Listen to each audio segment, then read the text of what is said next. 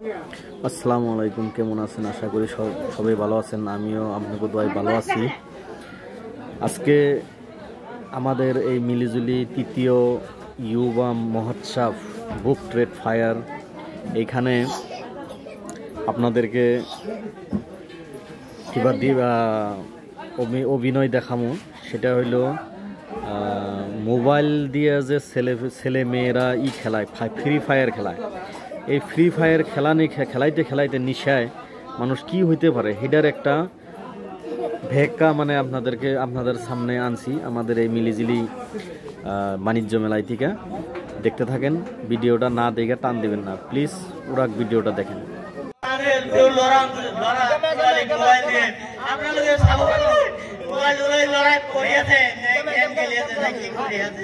সেই কথাটোৱে মোক 1 মিনিট মোৰ প্ৰশ্নটো হৈছে,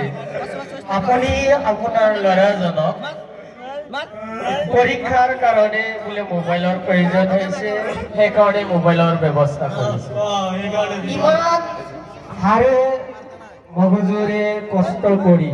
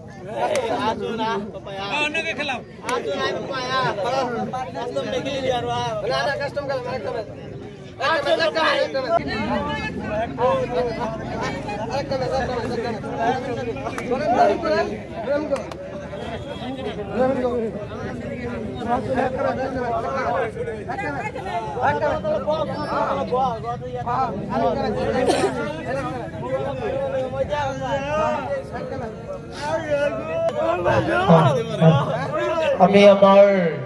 প্ৰতিযোগীৰ ফ্ৰী ফায়াৰ পাগলৰ যি পিতৃৰ লগত ইতিমধ্যে আমি কিছু আলোচনা, এজন প্ৰতিযোগী আছে, তেখেতৰ পৰা আমি জানিব বিচাৰিম। আপুনি ক'ৰ পৰা আহিছে?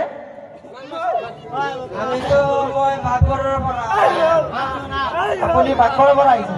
আপুনি এই যিটো সাজ পোছাক পৰিধান কৰি আছে,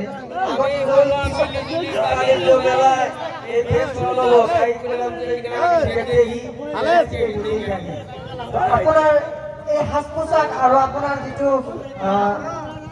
কি কয় এইটো, আমি এই যে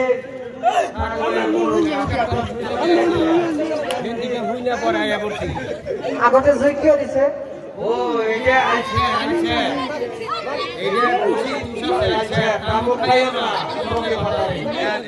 আপুনি জানেনে যে তামোল খোৱা স্বাস্থ্যৰ পক্ষে ক্ষতিকাৰক?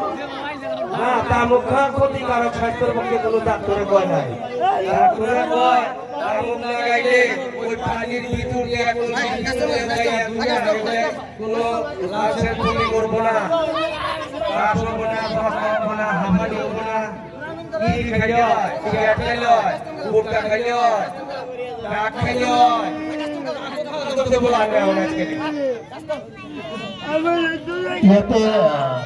আপুনি যি আমাৰ মাজত পৰিদৰ্শন কৰিছে, এইটো আপুনি কি কেৰেক্টাৰৰ ভাও ধৰিছে?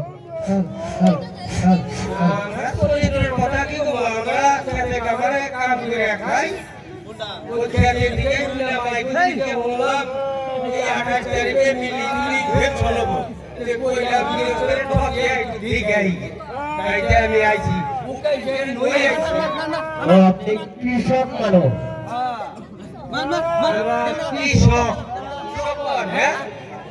কৃষক আমৰা তো খেতে কাম কৰে খাই।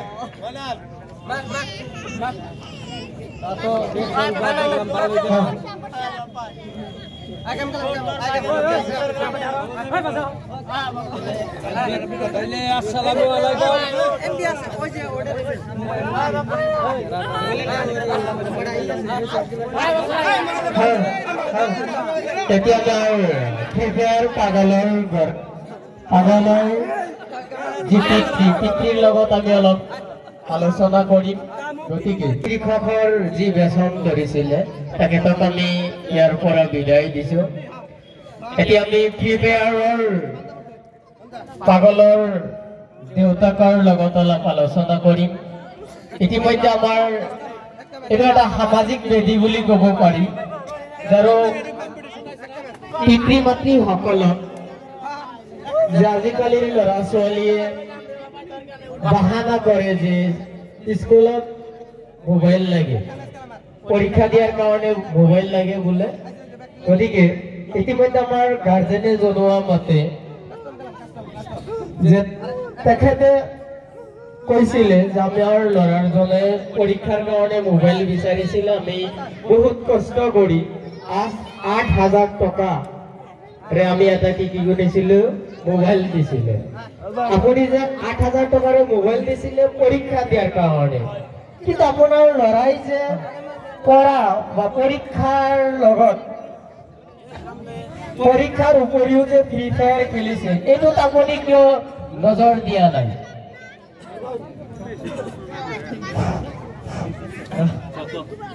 মই হাজিৰা কৰি খাম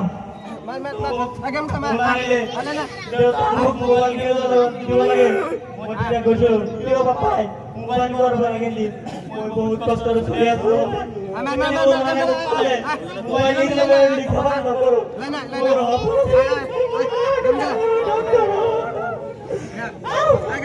হয় আপুনি দেখা পালে যে ডাঙৰ হৈ ডক্তৰ হ'ব সফলটো চাবই লাগিব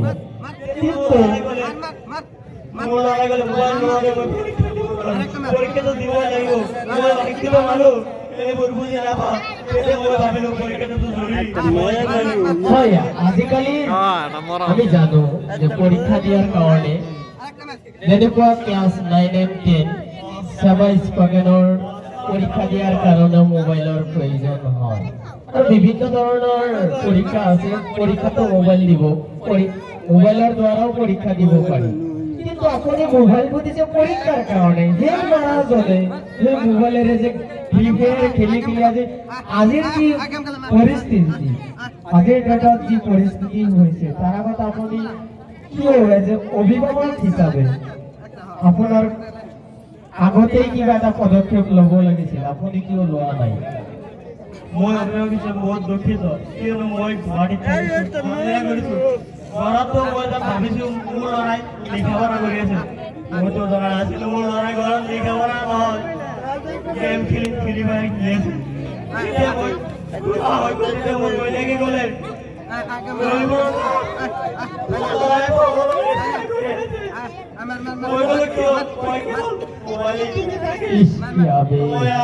ঘৰত আহিলো ব্যবহাৰ কৰে মনে দেউতা মোৰ গাড়ী আপুনি মাৰি লাগে মই যেতিয়া ডক্টৰ লৈ গলো ডক্টৰ মোৰ ডক্টৰে ক'লে লাগিব মই যেতিয়া মোৰ জমি আছিল জমি কমপ্লিট কৰিলো বিক্ৰী কৰি চিকিৎসা কৰিছো তথাপিও মোৰ ল'ৰাটোক বাহাৰ কৰিব পৰা নাই ৰ'ব এতিয়া আপুনি সমাজৰ অৰ্থাৎ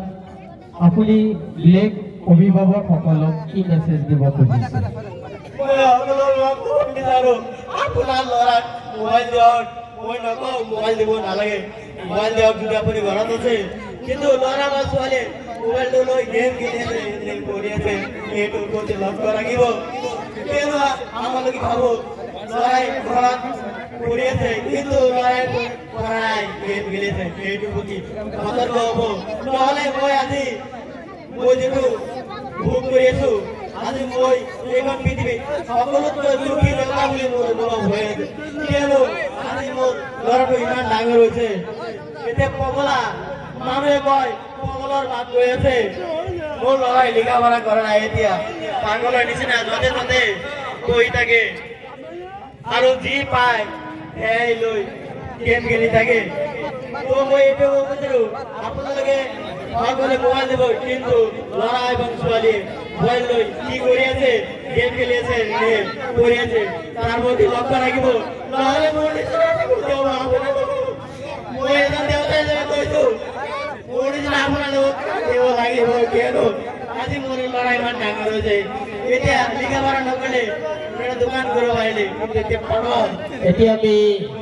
ফ্ৰী ফায়াৰ পাগলৰ চৰিত্ৰটোক বিদায় দিছো সকলোৰে পৰা